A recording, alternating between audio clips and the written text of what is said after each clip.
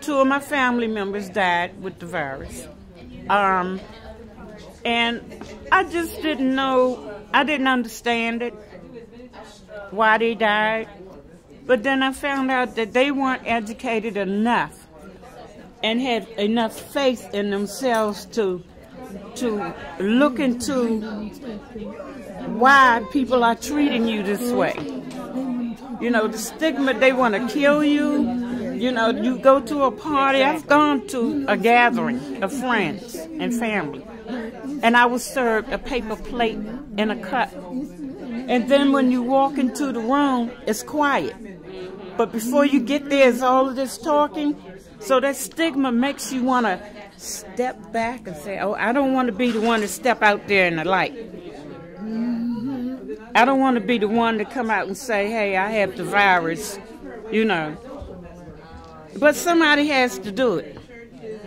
And as far as I'm concerned with the women and the stigma, HIV and AIDS, a place for us to go was the Women's Collective.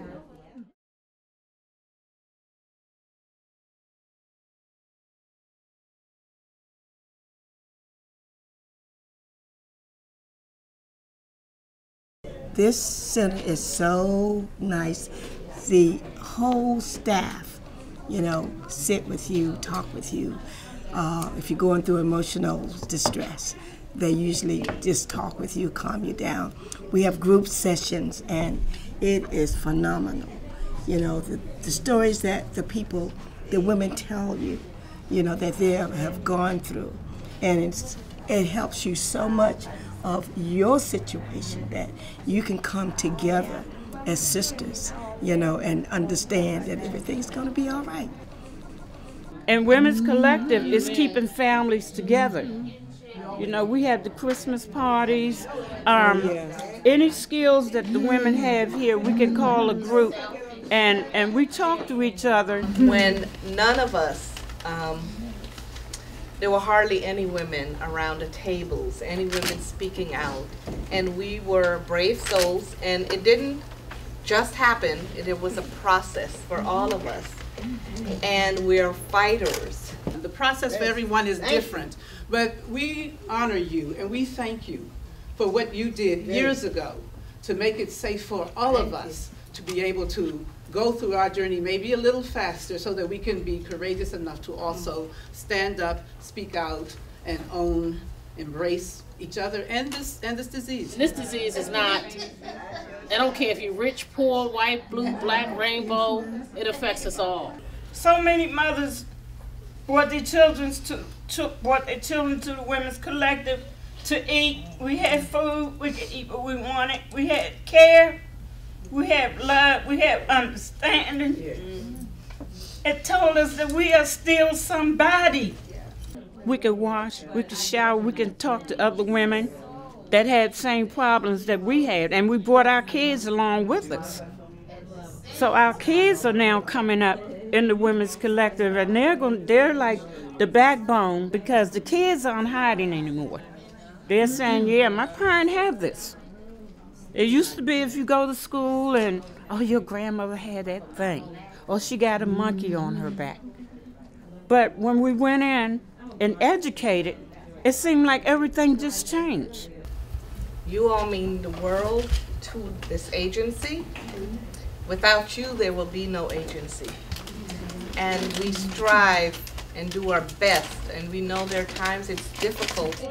And it's really hard because low income, depression, post-trauma stress, all of this is combined in one ball. And if you can really look at it from the HIV and AIDS stigma, if you can look at it from that direction, you can see that by coming to places like this is where the heart is. This is where we struggle and claw to get out of where we are to make things better. Because they're there for you, and they're not playing.